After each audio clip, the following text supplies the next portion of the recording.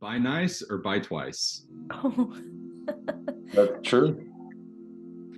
And I actually did that. So I left my flip-flops. I just bought them last summer. I've been going through them like crazy. It was time to get a nice pair to make them last. I take them down to Mexico. I forget them at Carlos's place. I inquire Eddie Shipping Services. He brings them back. In the meantime, when I didn't have them, I went to Kohl's. I bought a $40 pair of flip-flops. They were toast in 3 months. mm-hmm. And these things they've got, I feel like 2-3 more years left. There you go. That's my shopping principles. Yes. You're welcome. That's why we're here on this call right here. You're welcome. It is. You We wanna want some validate- flip-flop advice? We want to validate your choices, John. Right. I know. Also, Okay. don't lose your stuff. Yeah. Yeah, that might be another one. Don't As lose- my wife shakes her head. Yeah. John, you should do a toolkit regarding, shopping and flip-flops. I should take classes on how not to lose things. Yeah. Mm. Hey, Nikki. Hey, Flora. Hey. Hey, let's go ahead and get started. I don't want to waste your time or ours. And also, I'm really excited to have Suzi with us today. I affectionately have been told some may or may not call her Grandma Suze because of her wisdom. Here's my. Yeah, exactly. Because of her wisdom. And she has blazed a trail, and you are the CEO and founder of Personal Peak Consulting. You've been doing that for a while now, helping companies and leaders out fight for their people, not fight their people. And that's a part of the tool we're going through today is how to be for your people. So let's just jump into it. Suzi, we're so thankful to have you. Will you talk us through the tool Call Up, Not Out? Absolutely. So all of us have motives. All of us have intent, whether it's to recoup our flip-flops from a visit, or whether it's to, fight for our highest good. Whenever you're interacting with an individual, the starting place is to recognize what your motive and what your intent is. At Giant, we talk about if you're leading, it is your job to fight for the highest good of those you lead. John, can you enable my sharing? I'd love to share the screen of the tool, or you can bring it up if you want. But it is critical that we don't just look at ourselves as passive leaders with positional authority, but we really champion the opportunity to fight for the highest good of those we lead. And so in order to do that, we can't be accidental. We have to be very intentional with our leadership, with ourselves. And there is no better opportunity to see that the proof is in the pudding than when someone disappoints you, frustrates you, annoys you, doesn't come through, just lets you down in general, whether it's your child, your significant other, or your employee. We have an opportunity as leaders to actually bring liberation into those moments if we're leading ourselves. And so, I'm not able to share. I don't know, John, if you could share the calling up, not calling out tool, that would be awesome. So either way, it's good. I just love to see the visual because we have an opportunity in those moments where we're mass frustrated. It's for real, not those little moments where like, oh, you just, forgot my coffee in the morning, but real disappointment where we can either call someone up or we call them out. All of us have been called out at different points in our life. I don't think there's a human alive who has not been called out. Calling somebody out looks like, Carlos, what's wrong with you? Why would you do that? Eddie, what were you thinking? Oh my gosh. Daniel, do you have a brain in your head? Like, why did you decide that? All of us, in some way, shape, or form, have been on the other side of being called out.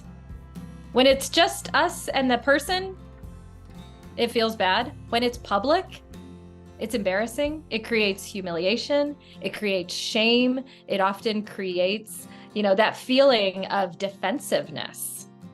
And so we have an opportunity every single time there's somebody on the other side of us that disappoints us. We can decide, I'm going to be for myself.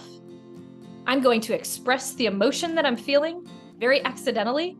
I'm thinking this, I'm going to just say it because it feels good for myself, or I'm actually going to be intentional.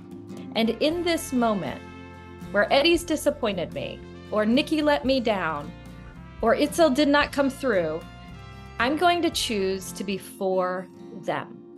And I'm going to call them up. When you call someone up, you remind them of who they are. So we'll give a hypothetical example. John and I are going to do a presentation, and John gets stage fright in the moment. He's in front of the workshop live, 30 people, and he just clams up and starts stammering and stuttering. And this is a high stakes thing. I wanted to impress these people. And John just blew it. He turned into a mouse. He got afraid. Afterwards, I have an opportunity. I could just be like, dang, you blew it, bro. You stink. I can't even imagine. What happened to you? I'm never going to work with you again. Or I could say, John, I know who you are. You surf with sharks.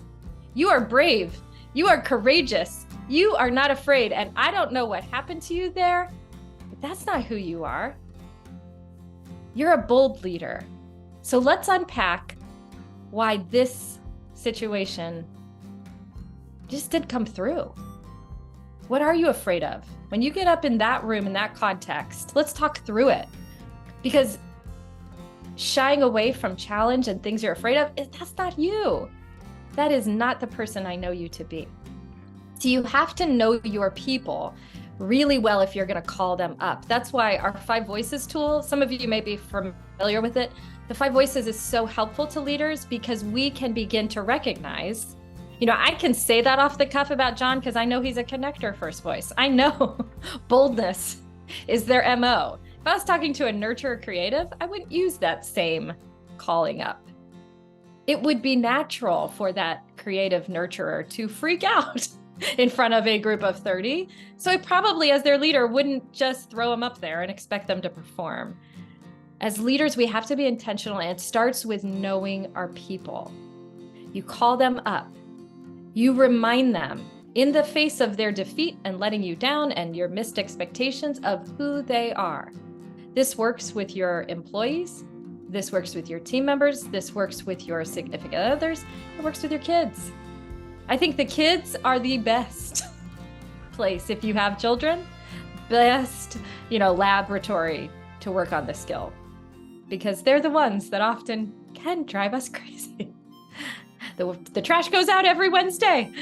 How could you forget? Do you even have a brain in your head? We can either increase our influence or we can completely lose it. And it's a very small shift. Calling up or calling out. When I introduce this to teams and organizations, you have to level them up with humor. In order for it to really take root, I find that, hey, guys, we're going to start calling people up, not calling them out. And so gently, if you hear your coworkers calling somebody out, call them up. Hey, wait, you're a liberator, Eddie. You calling Nikki, that name in the meeting, that was calling her out. Hey, let's call her up. It's going to go much better for you. And so it's really critical that we learn to do this because it's a decision. And often it's a split-second decision, especially for voices who tend to be a little more in the moment, a little more extroverted with their words. You've got a little bit of a greater burden to think through, because if you're accidental, you can say things that will make an impact that may not go away for life. And so you have to be very careful. With great influence and position comes great responsibility. And I've watched this over and over. When you call someone up, it allows them the hope that they can change. It allows them to not be afraid to get back in the water. If I call John out after this bad performance and tell him I'm so embarrassed to be presenting with him and how could he shrink away from the pressure and I don't ever want to work with him again, he could give up. He could say, oh my gosh, if Susie doesn't think I can do this, I probably can't. But if I call him up and I remind him of who he is, that same embarrassing moment in his life where he did blow it. I mean, I'm not going to pretend he did a good job. And this is, like I said, hypothetical. John's fabulous. He's born to speak. But I'm not going to pretend like he did a good job. I'm going to bring that high challenge. He needs to grow, but I'm going to remind him of why I know he can meet that expectation next time, and then help him work out the strategy to do that. So, simple tool, 2 phrases, calling up, calling out. But if you use it and integrate it, you are going to level up your team. You're going to build deeper relationships with your family members, with your significant others, even your friends.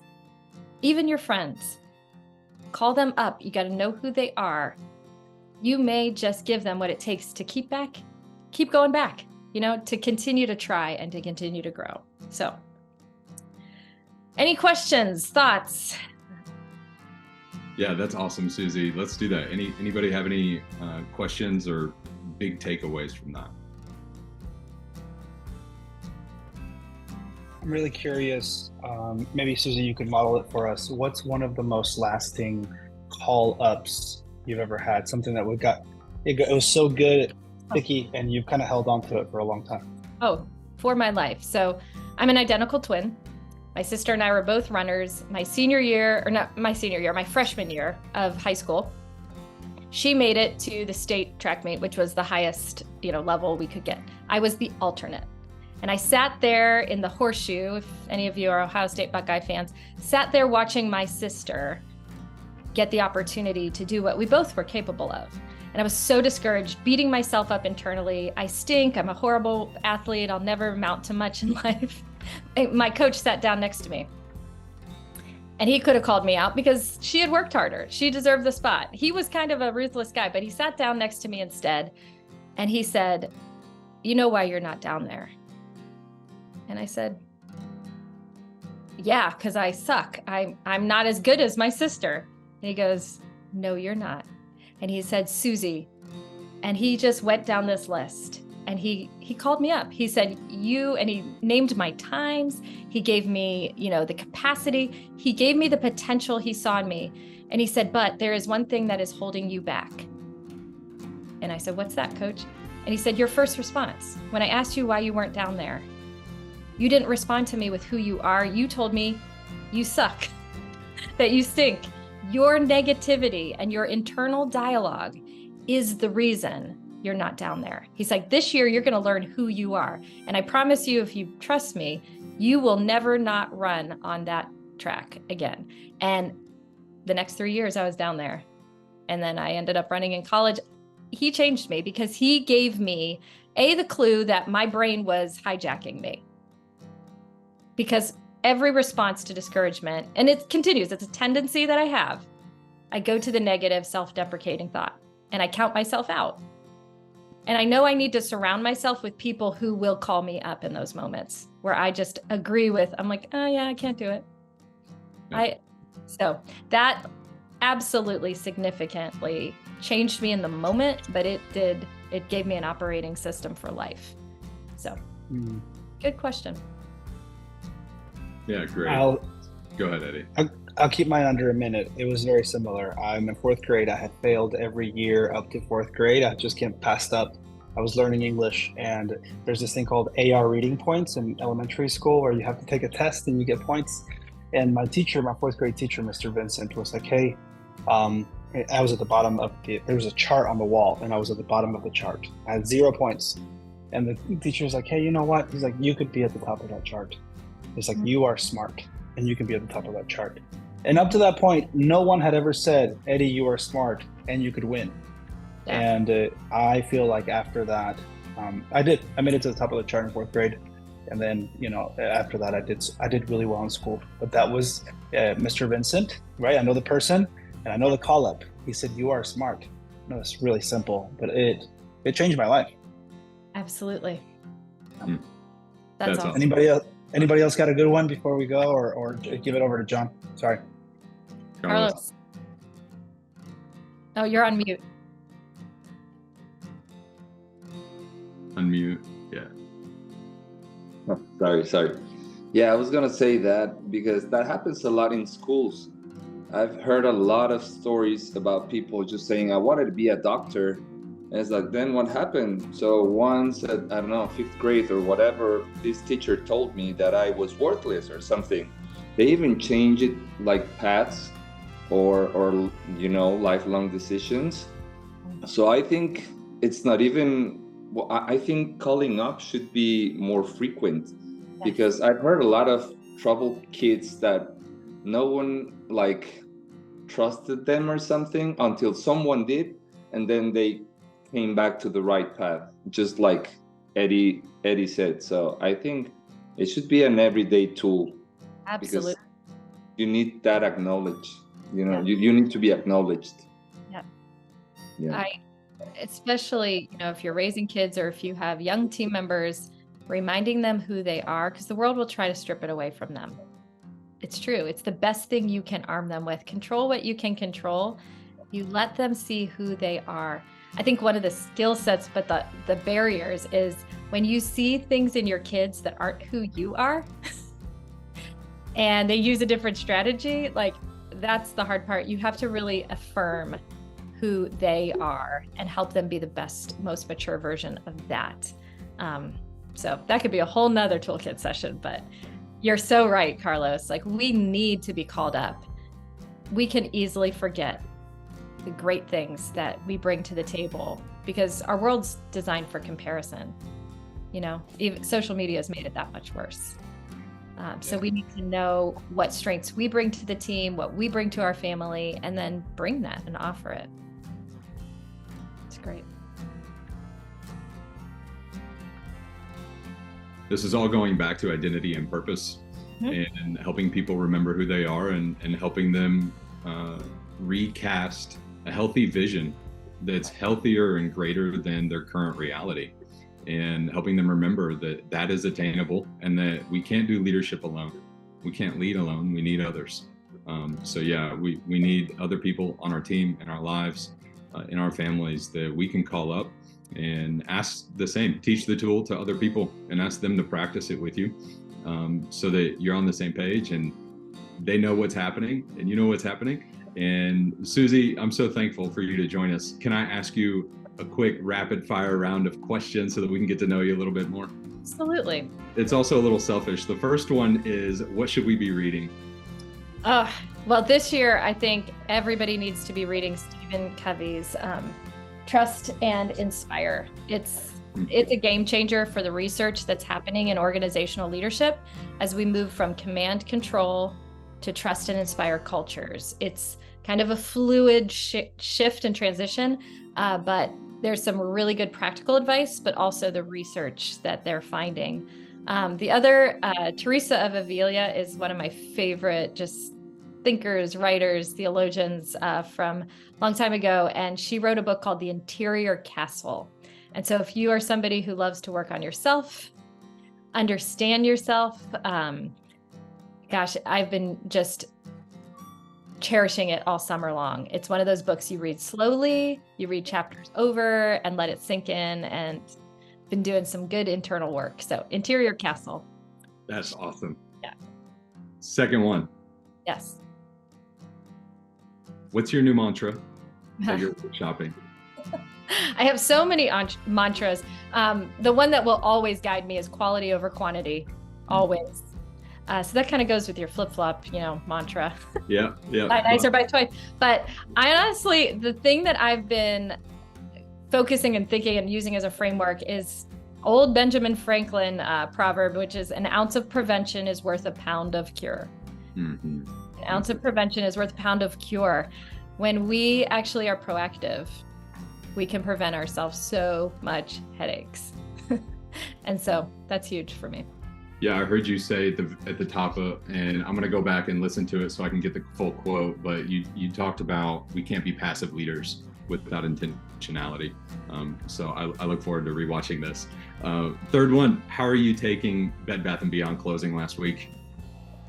I saw the writing on the wall. I'm a creative, so I knew Yeah. 3 years ago. I used Right. all my 20% off coupons, and I'm good to go. I shopped the sales. I got some good deals as they were going down, and that's the beauty of the creative voice. We see it coming. It is sad, I think, because again, it's just another shift into the new reality where everything is digitized. I'm holding on to the bookstores. I will fight.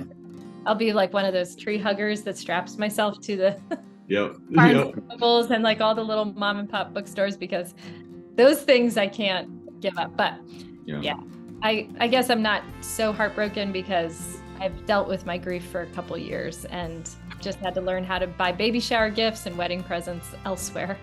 Yep. Other companies like Amazon and other simpler ways have probably made that a little easier. Awesome. Thank you for that. And we look forward to following you. Go follow Suzi on LinkedIn. Please do. Would love to connect.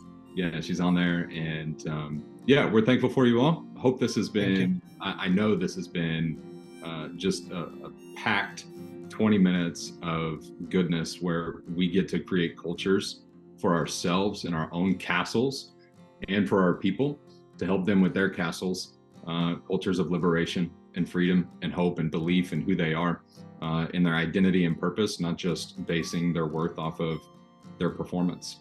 Thank you. Take care and keep leading well. All right. See Bye, you, guys. everybody. Thanks, Bye. Thank you, Suzi. Suzi. Thank you.